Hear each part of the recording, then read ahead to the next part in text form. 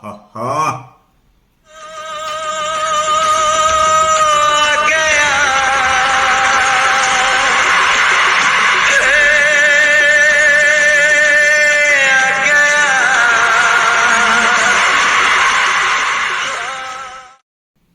વાહ દોસ્તો, આજે બનાવ્યું છે શું બનાવ્યું છે આની અંદર જોઈ શકો છો.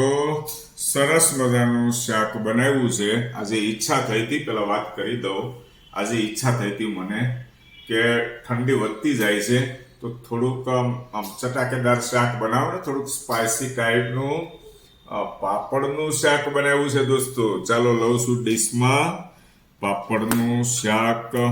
મજા આવશે, ખાવાની ઈચ્છા થઈ છે. અને આની રેસીપી આપણે દોસ્તો બતાવી નથી, બરાબર છે. પેલા હું ટેસ્ટ કરી લઉં, ખાઈ લઉં, કારણ કે આ તો પહેલી વાર બનાવ્યું છે. અમે પાપડનું શાક પહેલી વાર બનાવ્યું છે. એક રેસ્ટોરન્ટ, ગુજરાતી રેસ્ટોરન્ટની અંદર ગયો તો ત્યાં જોયું હતું, એટલે પણ આમ બનાવ્યું છે. આમાં કાંઈ ન ઘટે હો દોસ્તો. કલર જુઓ તમે, શાકનો કલર જુઓ. એટલી ક્વોન્ટિટી આપણે લીધી છે, જરૂર પડશે તો પાછું લેશું. અને આનો આનંદ લેવાનો છે આપણે સરસ મજાની ભાખરી સાથે. સરસ મજાની ભાખરી દોસ્તો. અને બાજુમાં પણ પાપડ તો છે, જો કડકડ થાય. અને ઘણા ખરા મિત્રો મને કહેતા હોય છે કે હેતલ કુમાર,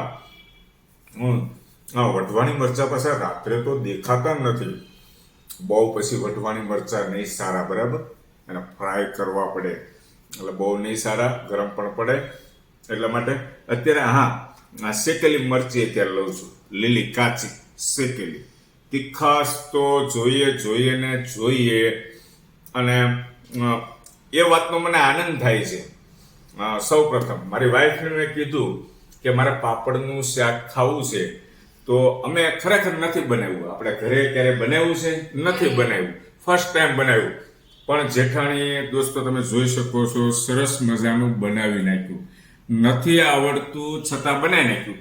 અને આજે હું ખાસ, જો મને મજા આવશે તો વારંવાર બનાવું છું. તો કેવી રીતે બનાવ્યું છે એ રેસીપી આપણે ફૂલ રેસીપી પાપડના શાકની તમારી સાથે શેર કરશું.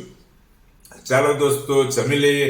વિડીયોની અંદર ભાઈબંધ મિત્રો પસંદ આવે, અત્યાર સુધી જો અહીં છેલ્લે સુધી તમે જોયો હોય આ વિડીયો, તો લાઈક બટન તો દબાવો મારા ભાઈ, કોમેન્ટ તો કરો, તો તમારા મિત્રને આનંદ થાય, ખુશી થાય.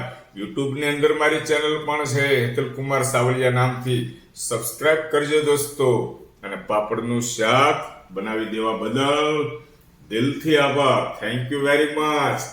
Thank you. જય શ્રી કૃષ્ણ.